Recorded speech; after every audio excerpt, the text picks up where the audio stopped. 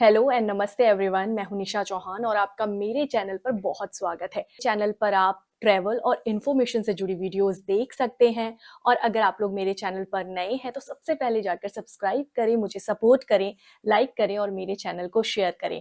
और हम बहुत सारे लोगों के ऐसे क्वेश्चंस कमेंट में आ रहे थे और वो मुझसे जानना चाहते थे कि मैं करती क्या हूँ। तो सबसे पहले मैं उन लोगों को आंसर दे दूँ, रिप्लाई कर देती हूँ कि हाँ, मैं न्यूज़ एंकर थी पर इंडिया में थी और मुझे यहाँ जर्मनी में आना पड़ा अपनी फैमिली के साथ सेटल होने के लिए। तो इस वजह से मुझे वहाँ जॉब छोड़नी पड़ी और यहाँ जर्मनी में जर्मन लैंग्वेज की वजह से मैं मीडिया में मुझे एंट्री नहीं मिल पा रही है, क्योंकि 90% जर्मन आनी चाहिए, जो कि पॉसिबल नहीं है फिलहाल। तो सो इसीलिए मैंने सोचा कि क्यों ना मैं इस प्लेटफॉर्म के थ्रू आप लोगों से कनेक्ट हूँ और ऐसा कुछ भी जो नया होता है, कुछ इन्फॉर्मेशंस होती हैं और कुछ जो भी मैं ट्रैवल करती हूँ, जो नए एक्सपीरियंसेस होते हैं, वो आप लोगों के साथ शेयर करूं। बस आशा करती हूँ कि जिस तरह का प्यार आप लोगों ने मुझे टीवी पर दिया, वैसा ही प्यार आप मुझे इस प्लेटफॉर्म पर ही देंगे, मुझे सपोर्ट करेंगे उतना ही। तो प्लीज देर किस बात की है, मेरे चैनल को सब्सक्राइब करें, शेयर करें ज्यादा से ज्यादा और मुझे उतना ही प्यार करें ताकि मैं मोटिवेट हूँ और ऐसे वीडियोस बनाने के लिए और मुझे एक अच्छा सा प्लेटफॉर्म मिल जाए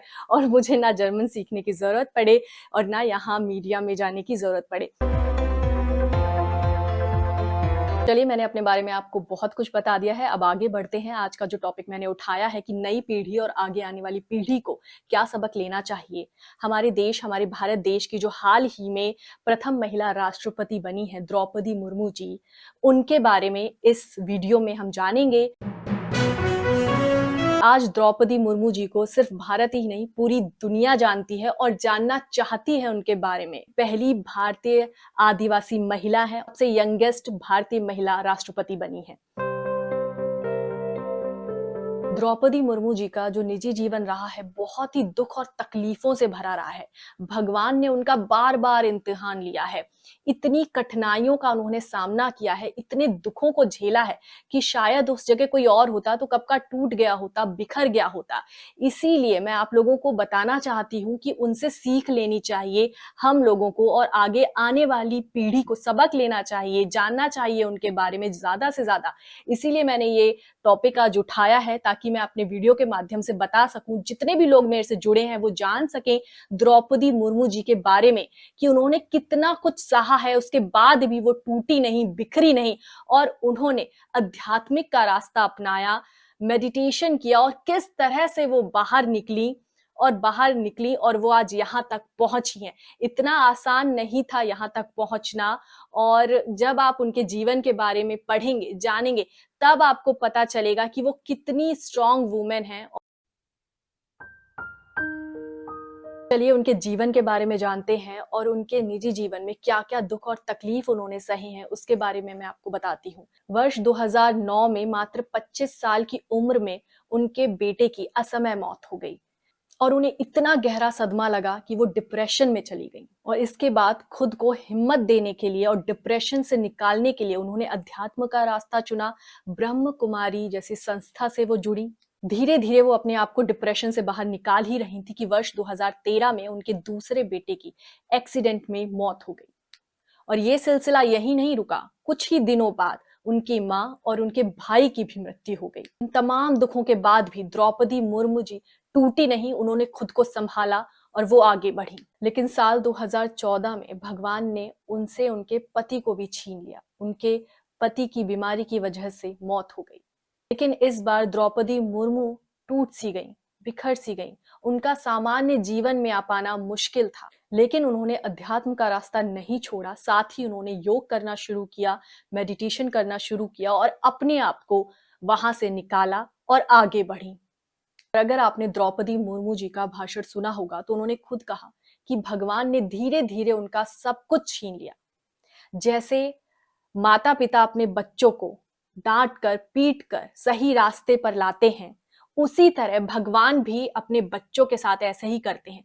जब तक आपको थपेड़े नहीं मारते, तब तक आप सही रास्ते पे नहीं आते। कहीं न कहीं आप सभी में वो कुछ शक्तियाँ हैं, कुछ पावर हैं, जिन्हें पहचानना बहुत ज़रूरी होता है। शायद इसी वजह से भगवान जब आप गलत रास्ते पर चलने लगते हैं, आप अपनी शक्तियों को नहीं पहचानते हैं, तो भगवान आपको ऐसे थपेड़े लगाते ही हैं ताकि आप सही रास्ते पर आएँ। ये द्रौपदी मुर्मू जी ने अपने भाषण में कहा था और हमें भी ये सब सीख लेनी चाहिए कि जीवन में दुःख और तकलीफ, कठिनाइयाँ आती रहती हैं, बस हमें उनसे सीखना चाहिए, उनसे बाहर निकलना चाहिए। तो चलिए थोड़ा पीछे चलते हैं और उनके एजुकेशन और करियर के बारे में बात करते हैं। ईयर 1979 में उन्होंने भुवनेश्वर के रमा देवी महिला कॉलेज से उन्होंने अपना ग्रेजुएशन किया और इसके बाद उनके करियर की पहली नौकरी एक क्लर्क के तौर पर लगी और इसके बाद उन्होंने अपना जॉब चेंज किया और अपने गृह जिले के कॉलेज में असिस्टेंट प्रोफेसर के तौर पर उन्होंने वहां काम किया और उनके जीवन में सबसे पहला टर्निंग पॉइंट जो है वो 1997 में आया। वो मयूरभंज से वार्ड पार्षद चुनी गई। उड़ीसा से वो 2 बार विधायक रही। साल 2000 से 2004 तक वो उड़ीसा सरकार में राज्य मंत्री भी बनी रही। और यहीं से उनका सफर राजनीति में शुरू हुआ और वो आगे बढ़ती गई। उन्होंने कभी फिर पीछे मुड़कर नहीं देखा और साल 2015 में उन्हें झारखंड का राज्यपाल नियुक्त किया गया था। द्रौपदी मुर्मू एक शांत और विनम्र स्वभाव के साथ-साथ उनको एक कड़क नेता भी माना जाता है। जब आप उनके बारे में विस्तार से पढ़ेंगे तब आपको पता चलेगा, किसी के भी दबाव में आकर उन्होंने कभी भी कोई फैसला नहीं लिया। जो उनका खुद का फैसला होता था, वही अडिग रहता था। किसी के दबाव में उन्होंने आज तक कोई फैसला नहीं लिया है। भारत का लोकतंत्र भारत के हर एक व्यक्ति के लिए सामान्य है, चाहे वो किसी भी जाति का हो, चाहे वो किसी भी तबके का हो। बस आप भी कड़ी मेहनत करके यहाँ तक पहुंच सकते हैं। एंड आई होप आपने आज के इस वीडियो में द्रौपदी मुर्मू जी के बारे में काफी कुछ जाना होगा और काफी कुछ सीखा होगा और काफी कुछ आपको सबक भी मिला होगा, जो बहुत जरूरी है हम लोगों के लिए और आगे आने वाली पीढ़ी के लिए, कि जीवन में जितने भी दुख और तकलीफ, जितने भी थपेड़े आते हैं, बस आपको उनको मात देनी है, उससे बाहर निकलना है और आगे बढ़ना है। आपके अंदर जो पावर है, जो शक्तियां हैं, उनको पहचानना है और बस आगे बढ़ते जाना है।